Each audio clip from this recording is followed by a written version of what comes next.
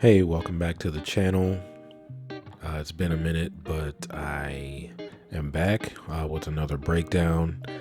This time I was in Beaufort, South Carolina.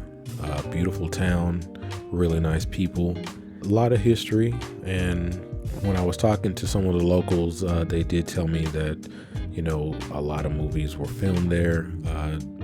A lot of people did point out that the Forrest Gump Bridge was basically within walking distance from downtown or from where I was.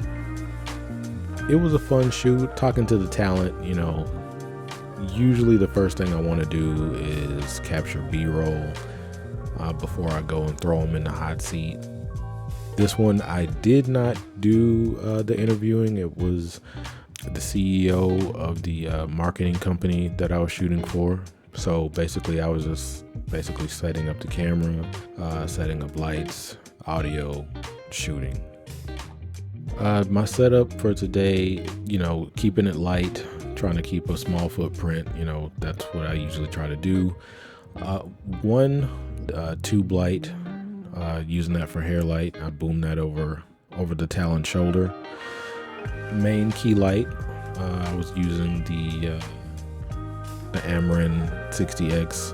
The temperature was set at around 2800. That's basically my go-to for these. I just try to keep from carrying a lot of stuff. I was pretty satisfied with this look. I actually ran it back for the second interview, and basically what I'll do is when I'm doing these interviews, just so I can have some kind of flow, I'll start with B-roll, go into interviews. My next person will show up, we'll go enter their interview, and then into B-roll for them. So here is the room. Here's the second setup here. Basically, I was going to shoot in the corner, or I was going to shoot straight on into the artwork. I did end up liking this setup, like what we ultimately decided on. We did have the large softbox off to camera right. We kept the chandelier on.